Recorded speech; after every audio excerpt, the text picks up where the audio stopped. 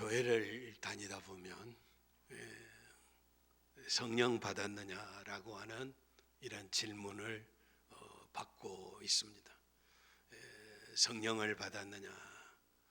또 어떤 사람은 성령을 받기 위해서 열심히 기도하고 노력하고 사모하는 사람들이 있는 것을 볼 수가 있습니다.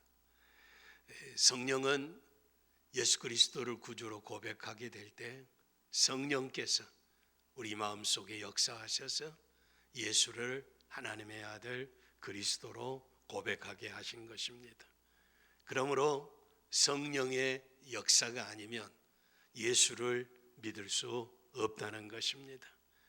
예수를 진정으로 나의 구주, 나의 하나님으로 믿었다라고 하는 것은 성령께서 내게 임하셨다라고 하는 이 확신을 가져야 됩니다. 오늘 본문 말씀에 사도 바울이 에베소 교회 성도들에게 너희가 믿을 때에 성령을 받았느냐라고 질문했습니다. 이것은 믿을 때에 성령을 받고 그리고 두 번째 축복으로 또 다른 성령을 받았느냐라고 하는 질문이 아닙니다. 이것은 본질적으로 예수 그리스도를 구주로 믿을 때 성령을 받았느냐라고 하는 질문입니다. 오늘 본문 말씀 가운데 에베소 교회에 예수를 전하는 아볼로라라고 하는 사람이 있었습니다. 이 아볼로는 본래 알렉산드리아 출신이었습니다. 에베소는 지금 소아시아 터키 지방이고 알렉산드리아는 아프리카의 북단에 위치해 있습니다. 그러므로 팔레스타인을 지나서 소아시아까지 먼 거리를 이동해서 거기서 예수를 에베소 교회에 전하는 학문이 많은 사람이었습니다. 공부를 많이 했다라고 하는 것입니다. 뿐만 아니라 성경은 그를 설명하기를 성경에 능한 알렉산드리아 출신 유대인이라고 말씀하고 있습니다. 이 알렉산드리아 출신 아볼로가 에베소에서 그가 배운 예수에 관한 것을 열심히 가르치는 그리스도의 제자였습니다. 그러나 그의 예수에 관한 지식은 완전하지 못하여 요한의 세례만 알고 있었습니다. 아볼로는 에베소 교인들에게 요한에 관한 것과 그의 메시지를 말했을 것입니다. 그래서 그들 가운데 믿는 자들은 세례 요한의 세례를 받았습니다. 그러나 그 이상 아무것도 아니었습니다. 이 에베소 교회에 방문했던 바울의 신실한 동역자였던 브리스길라와 아굴라가 아볼로가 신실하고 열심은 있었지만 그가 전하는 예수의 부족함을 알아서 이 아볼로를 데려다가 하나님의 도를 더 자세히 가르쳤습니다. 그들은 아볼로를 비난하지 아니하고 그를 자신에게로 데려왔으며 아볼로는 브리스길라와 아굴라에게 더 많은 것을 받기 위한 그의 청중이 되었습니다. 이는 참으로 칭찬받을 만한 아름다운 행동이었습니다. 우리가 부족한 것을 알고 느끼면 더 배우려고 생각해야 합니다. 더 배우려고 하지 않는 것은 교만하고 거만한 것입니다. 이러한 가르침 후에 아볼로는 가르침을 받고 이제 아가야로 떠나갔습니다. 거기서 처음 에베소에 가르친 때보다 더 많은 것을 알았으며 그의 메시지는 바꾸어졌을 것입니다. 그 바꾸어진 메시지가 18장 27절 28절에 기록이 되어 있습니다.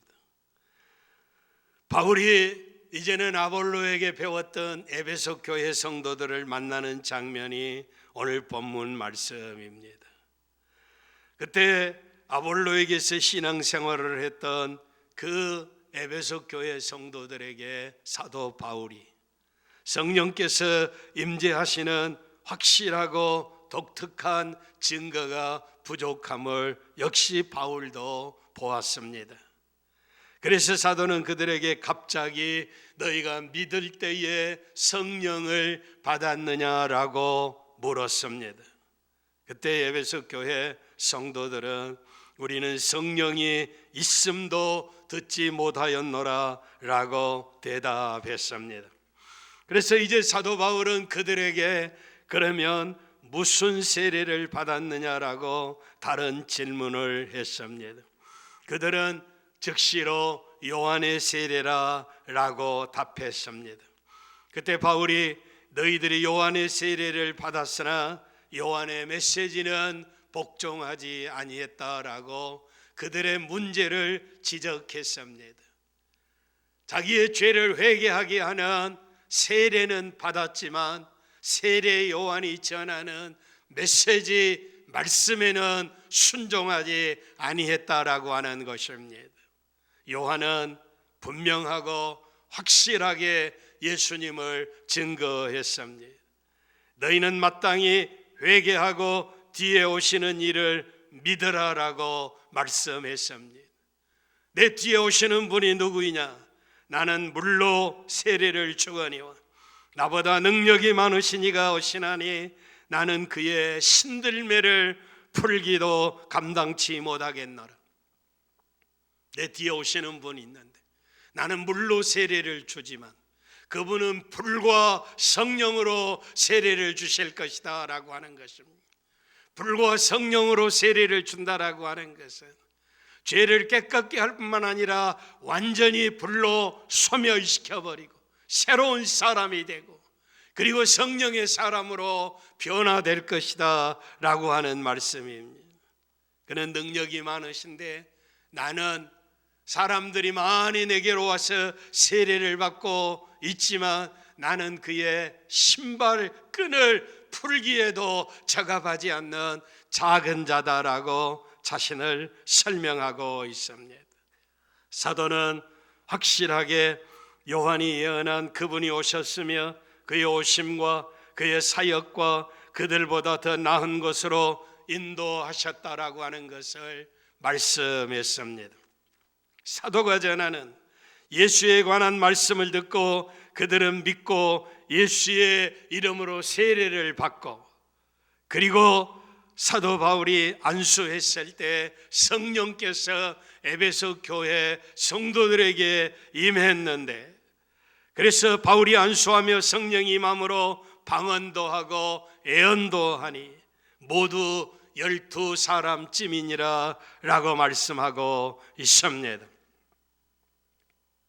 성령을 받은 그들에게 표적이 증거가 나타났습니다. 방언을 하고 예언을 했다라고 하는 것입니다. 방언을 했다라고 하는 것은 황홀한 지경에 들어갔다라고 하는 것입니다. 이전에 알지 못하는 영적인 신령한 은혜를 체험했다는 것입니다. 그리고 속사람이 기쁨으로 부풀었을 때 이 속사람의 기쁨으로 넘치는 것이 밖으로 이제 튀쳐나와서 예언함으로 말미암아 성령 받은 증거가 증거되었다는 것입니다. 제가 이 아침에 오늘 여러분에게 예수 믿습니까? 라고 질문한다면 여러분은 자연적으로 이해라고 답할 것입니다. 그러므로 제가 사도의 질문으로 여러분에게 다시 두 번째 묻습니다. 그러므로 여러분이 믿을 때에 성령을 받았습니까? 라고 다시 묻습니다. 아마도 이 순간 여러분은 놀라 잠깐 머뭇거리게 될 것입니다. 교회에 출석하는 사람들 중에는 일부 에베소 교인들처럼 전혀 성령을 받지 아니하고 충성하지 아니한 사람들이 있을 수 있습니다. 교회는 성령을 받지 않는 사람들로 혼잡합니다. 성령 받지 않는 이 백성들의 신앙생활에 무슨 결점이 있는 것입니까? 불과 성령으로 거듭난 사람은 인생의 삶이 변화되어지게 되어 있습니다. 변화되어진다라고 하는 것은 이제는 윤리적인 삶이 변화되는 것입니다. 마귀의 종노릇 하다가 하나님의 자녀로 바뀌어졌으니까 세상 위에 살던 사람이 이제는 그리스도를 위하는 사람으로 변화된다라고 하는 것입니다. 성령을 받은 사람이 과거에는 위선적인 삶을 살았지만 이제는 진실한 삶을 살아야 합니다. 과거에는 사람들 앞에 잘 보이기 위해서 가진 이제 모양으로 행동했을 수가 있습니다. 그러나 불과 성령으로 거듭난 사람은 사람의 목표가 아니라 하나님이 나를 어떻게 보시느냐로 바뀌어지는 것입니다. 사람들 앞에서 나는 이렇게 예수를 잘 믿는다고 바리새인들처럼 자랑하고 소리치는 것이 아니라 세리처럼 주여 나는 죄인이로소이다. 감히 하늘을 우러보지 못하고 가슴을 치며 통곡하는 것입니다. 진실로 그리스도를 나의 구주로 영접한 사람은 삶이 변하게 되었다는 것입니다. 그리고 그리스도가 구주인 것을 발견한 사람은 불타는 열정을 가지고 주님을 사랑하게 되어 있습니다. 그런데 변화되지 않는 사람은 냉철한 이성을 가지고 판단하고 생활하기 때문에 이 세상에 사람들의 노예로 전락할 수밖에 없습니다. 영광의 세계에 대한 갈망이 채워지지 않는 것은 이 세상으로 하여금 자기가 더 우월하고 자기가 최고인 것으로 교만하고 냉소주의에 빠질 수 있습니다. 그리고 불과 성령으로 거듭나지 않는 사람은 아무런 대책도 없이 다분히 부정적입니다. 비난하고 판단하고 정죄하지만 그 다음에 일이 없다라고 하는 것입니다. 회개에 합당한 열매를 맺는 길이 없다라고 하는 것입니다. 사람을 정죄하고 비난하고 판단하는 일은 쉬운 일입니다. 그러나 사람을 바른 길로 걸어가게 하고 생명을 얻게 하는 일은 쉬운 일이 아닙니다. 요한은 그들에게 예수님에 대해서 가르쳤지만 그들은 온전히 순종하지 아니했습니다. 세례 요한이 광야에서 외치게 될 때 이제는 광야에서 외치는 말씀 가운데 무엇이 있습니까? 크고 작은 산들이 교만의 산들이 다 평지가 되고 험한 것이 평탄한 길이 되고 굽은 것이 곧은 길이 될 것이라고 그랬습니다. 성령 받으면 새 사람이 되니까 울퉁불퉁한 삶이 평탄한 삶을 산다는 것입니다. 굽어지고 판단하고 정죄하던 사람들이 이제는 똑바른 길을 걸어간다라고 하는 것입니다. 그런데 요한의 세례만 받았지 요한의 전하는 메시지에는 순종하지 아니했다라고 하는 것입니다. 요한은 그들에게 분명히 예수 그리스도의 죽음과 부활을 증거했습니다. 그러나 그들은 그 메시지에 순종하지 아니했다라고 하는 것입니다. 그래서 믿었을 때에 즉시로 성령의 세례를 받음으로 말미암아 새 생명의 접촉과 불타는 느낌을 받은 것이 성령의 세례를 받은 사람의 역사입니다. 신령한 세계의 창문들이 열리며 그들 자신을 예수 그리스도로 풍성히 채웠을 때 그들의 생애는 전율하게 되어 있습니다. 하나님의 놀라운 은혜로 뜨겁게 불타오르고 이제는 어찌할 바를 모르는 감동으로 감격으로 가득했다는 것입니다. 영광스러운 믿음에서 그들에게 부족한 것이 무엇입니까? 중요한 것은 세례를 받는 것이 아니고 믿음을 표시하는 것입니다. 세례를 받는 것이 중요한 것이 아니고 세례를 받음으로 하나님의 자녀가 됐다는, 예수를 그리스도로 고백했다고 하는 그 믿음의 증거가 나타나야 한다라고 하는 것입니다. 믿음을 고백할 때 성령께서 그들에게 임하셨습니다. 이것이 필요합니다. 우리의 회개와 우리의 믿음과 우리의 소망 같은 모든 것들이 예수님과 관계되어져 있습니다. 성령을 받음으로 우리의 확신은 더하게 됩니다. 오순절에 마가의 다락방에 오셨던 성령 하나님께서 오늘 우리에게도 충만히 계십니다. 성령 하나님이 오셨습니다. 그분이 여기에 계십니다. 이 집안의 남자나 여자나 어린아이나 노인이나 모든 사람들의 성령의 은혜에 쌓여서 하나님의 자녀로 천국을 향해 가고 있다는 것입니다.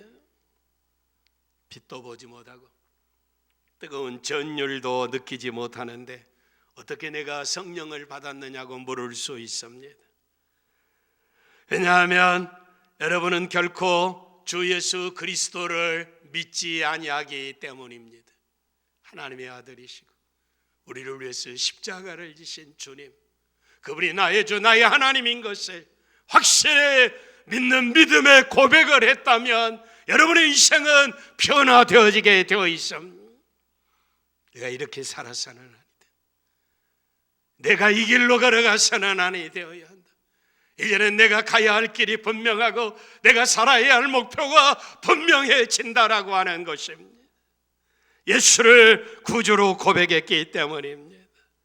지금 죄를 회개하고 마음을 바꾸고 주님을 의지하고 예수 그리스도임을 신뢰하고 여러분의 생애를 주님 앞에 다 맡기시면 주님이 여러분을 인도하시고 이 세상을 승리하게 하실 것입니다. 보다 더 좋은 날을 사모하고 기뻐하는 날을 사모하는 심령은 이 땅의 인생의 불신과 회의와 이제 이 세상에 정죄하는 일들을 다 멈추시기를 바랍니다. 주 안에 자유함을 얻고 평강을 노래하시기를 바랍니다. 예수 그리스도를 구주로 고백했을 때 성령이 내게 임하여 하나님의 자녀가 된 자에게 따르는 표적이 오늘 사도행전 19장에 계속 이어져 가고 있습니다. 먼저 그들은 방언을 하고 예언을 했습니다. 이것은 오순절에 제자들에게 임했던 체험과 동일합니다. 방언의 은사는 기도할 때, 찬양할 때, 기쁠 때 나타나는 황홀한 하늘의 음성입니다. 성령에 의하여 내가 불타고 있으며 회중들의 찬송이 불타고 있으며 모두가 다 하나님의 은혜로 불타고 있으며 이 놀라운 은혜는 밖으로 다 올라야 하는 것입니다. 오늘날 비극적으로 열정도 열심도 모두 다 차가워져 버리며 죽어버렸습니다. 결정적인 그 증거는 우리의 예배에 기쁘고 감사와 감격이 없는 위선자의 예배로 전락해 버렸기 때문인 것입니다. 성령이 함께 하시지 않는 예배는 사람들의 모임에 불과한 것입니다. 그러므로 감격도 없고 뜨거움도 없고 능력도 없고 역사도 없다라고 하는 것입니다. 우리의 중심에 예수로 충만하시기를 바랍니다. 성령으로 충만하시기를 바랍니다. 하나님 앞에 모여 예배하는 이 시간이 감사와 감격으로 넘치시기를 바랍니다. 주를 향하는 찬양이 화산처럼 쏟아져 나오며 우리의 불러지는 노래들이 영광의 나라를 향해서 진동시키는 노래가 되어야 할 줄 믿습니다. 에베소 교회 성령을 받았을 때 방언을 말했습니다. 모두가 다 12사람쯤이었지만 다 동일한 언어였습니다. 지적으로 예수를 믿는 것과 성령 안에서 예수를 믿는 것이 하늘과 땅의 차이입니다. 그 차이는 바로 성령의 환상적인 방언을 말하게 함과 예언함으로 확실하게 그 증거가 나타났다는 것입니다.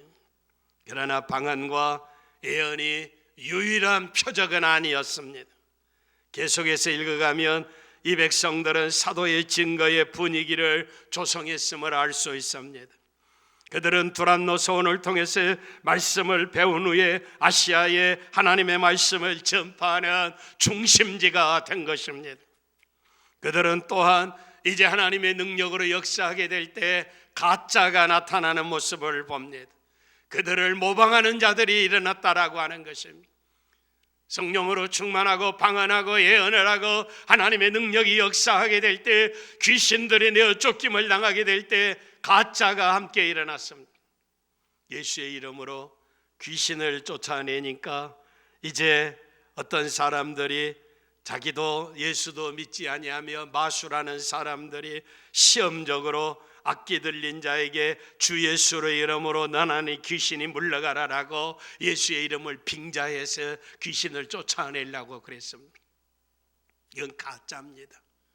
그런데 귀신 들린 자가, 귀신이 내가 예수도 알고 바울도 아는데 너는 누구냐라고 귀신이 발광을 하고 이 사람에게 달라들어서 벗은 몸으로 걸음아 날 살려라 도망갔다라고 하는 증거입니다. 진리가 있을 때는 가짜도 따라오게 되어 있습니다. 뿐만 아니라 에베소에 가는 유대인과 헬라인들이 다 듣고 예수의 이름을 높이고 많은 사람들이 와서 자기의 죄를 자복하고 행한 일을 구하고, 어떤 마술하는 사람들은 이제 마술하는 그 책들을 값으로 계산하면 5만이나 되는데 자기가 속아서 마귀의 종노를 하고 귀신 종노를 했다고 해서 이 엄청난 양의 책을 불태워버리기도 했습니다. 마침내 에베소의 우상을 숭배하고 귀신을 추방하다가 귀신에게 혼이 내지고 마술하던 사람들이 그들의 책을 모아 불사르고 이제 다 회개하고 돌아서는 모습을 볼 수가 있습니다. 이것이 바로 세례받고 성령 받은 사람들의 역사입니다. 하나님의 이름으로 오순절의 사건이 2000년 전에만 일어났다고 이야기하면 안 됩니다. 같은 일이 지금도 일어나고 있음이 진실입니다. 오늘이 바로 오순절입니다. 성령 하나님이 여기 계십니다. 만약에 내가 노력하지 아니하고 예언하지 아니하고 나의 에베소의 처음 12사람 같이 내가 더 이상 전진하지 아니하고 멈추어 서 있다라고 하면 우리는 성령의 사람이 아닙니다. 우리는 마땅히 전진해야 할 줄 믿습니다. 이제는 예수의 사람으로, 하나님의 사람으로, 성령의 사람으로 불타올라야 한다는 것입니다. 신령한 세계에 방언을 하게 되고 이 여름답고 영광스러운 진리를 온 땅에 전하는 복된 증인이 되어야 하는 것입니다. 만약에 아직 성령을 받지 아니하였으면 이 아침에 예수 그리스도를 믿는 믿음으로 들어서시기를 바랍니다. 여러분의 마음의 중심으로 예수 그리스도를 구주로 고백하면 성령께서 여러분에게 오실 것입니다. 성령이 우리에게 오시면 불타는 느낌과 노래하고자 하는 마음과 능력으로 충만해질 것입니다. 성령을 소멸하지 마시기를 바랍니다. 터져나오는 노래를 질식시키지 마시기를 바랍니다. 성령을 슬프게 하지 말기를 바랍니다. 성령을 회방하지 않기를 바랍니다. 귀회의 문들이 열렸을 때 차가운 겨울의 극단적인 이제 창문들을 다 열어 제치시기를 바랍니다. 성령을 근심하게 하지 말라고 그랬습니다. 성령을 회방하지 말라고 그랬습니다. 오늘 우리에게 오시는 성령을 따라 노래하고 방언하고 복음을 증거하고 뜨거운 열정으로 불타 하나님 앞에 서시기를 바랍니다. 믿을 때 성령을 받았느냐라고 하는 사도 바울의 질문에 오늘 우리는 어떤 대답을 하고 있습니까? 만약 이 시간에 성령을 받지 못했다면 중심으로 지금 구주를 영접하시기를 바랍니다. 내가 어떻게 예수님을 구주로 영접할 수 있습니까? 마음의 문을 여는 것입니다. 마음의 문을 여는 것은 지금까지는 내가 내 인생의 주인으로 인생을 살았는데 이제는 주님을 내 주인으로 모십니다.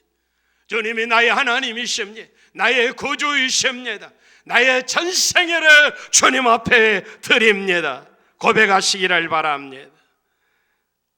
오늘이나 내일이나 영원한 날이나 여러분 전생애의 몸과 정신과 영혼을 예수 그리스도를 위해서 드리게 될 때 주님이 나의 주로 역사하시며 성령께서 임재하셔서 능력 있는 삶을 살게 하실 줄 믿습니다. 또한 믿을 때에 성령을 받았느냐라고 하는 질문에 예라고 답하시는 분들이 있다면 우리 속에 있는 위험을 발견하고 하나님 앞에 바로 서는 아침 되시기를 바랍니다. 만일 우리가 성령을 받았고 성령으로 말하고 예언한다면 우리에게 어떤 위험이 있습니까? 요한계시록 2장에 보면 부활하신 영광의 주님의 에베소 교회 사자들에게 편지하고 있습니다. 밤모섬에서 요한을 통해 주신 주의 편지입니다. 그 편지의 에베소 교회에 향하여 주님이 이렇게 말씀하고 있습니다. 너를 책망할 것이나니 너의 처음 사랑을 버렸느니라. 이 말씀은 비참한 말씀입니다. 우리의 심장이 깨어지는 것과 같은 마음이 없이는 이 말씀을 받을 수가 없습니다. 예수 그리스도를 만나는 첫사랑이 있었습니다. 뜨거운 열정이 있었습니다. 그러나 이 첫사랑을 잃어버렸다는 것입니다. 성령을 받고 방언을 하며 예언을 했던 그리스도인들이 잃어버린 사랑에 대한 부활하신 주님의 탄식이십니다. 전에는 성령의 능력으로 열정이 있었고 열기를 있었고 주님을 뜨겁게 사랑하는 자들이었습니다. 그러나 지금은 그거를 잃어버렸습니다. 우리가 첫사랑을 잃어버린 것입니다. 첫사랑을 잃어버린 지금 여러분들에게 그리스도의 탄식 소리가 들리실 수 있기를 바랍니다. 첫사랑을 잃어버린 교회에 그리스도께서 이렇게 말씀하십니다. 그러므로 어디서 떨어진 것을 생각하고 회개하여, 어디서 떨어진 것을 생각하여 회개하라라고 이야기합니다. 내가 예수 믿다가 첫사랑을 잃어버렸는가? 내가 주님 뜨겁게 사랑하다가 첫사랑을 잃어버렸는가? 주의 영광의 나라를 소망하다가 첫사랑을 잃어버렸는가? 아니면 사탄의 세력과 육체의 종노릇하고 수근거리고 마귀 좋아하는 일하고 비난하고 정죄하고 세상 따라 살다가 첫사랑을 잃어버리지 않았는가? 돌아보시기를 바랍니다. 어디서 떨어진 것을 생각하고 회개하여 처음 행위를 가지라. 만일 그리하지 아니하고 회개하지 아니하면 내가 내게 임하여 내 촛대를 그 자리에서 옮기리라라고 말씀하고 있습니다. 저는 이 말씀을 사랑합니다. 타락한 영혼을 위하는 새로운 주님의 기회입니다. 많은 사람들이 그리스도의 사랑을 잃어버렸습니다. 이 아침에 그리스도에게 돌아오시기를 바랍니다. 우리는 이 아침에 이 일을 할 수 있습니다. 말씀을 요약합니다. 믿을 때에 성령을 받았느냐? 아니오라면 지금 죄를 회개하고 온 생애를 주께 드리며 예수를 구주로 영접하시기를 바랍니다. 이미 성령을 받았지만 감격과 사랑을 잃어버렸으면 이 아침에 첫사랑을 회복하시기를 바랍니다. 우리 모두를 위하여 멸시와 천대를 받으시고 십자가를 지신 주님을 사랑하며 우리와 함께 하시는 주님의 영광을 빛내며 사랑하며 겸손히 영광의 나라를 섬겨가는 성령의 충만한 성도들이 되시기를 바랍니다.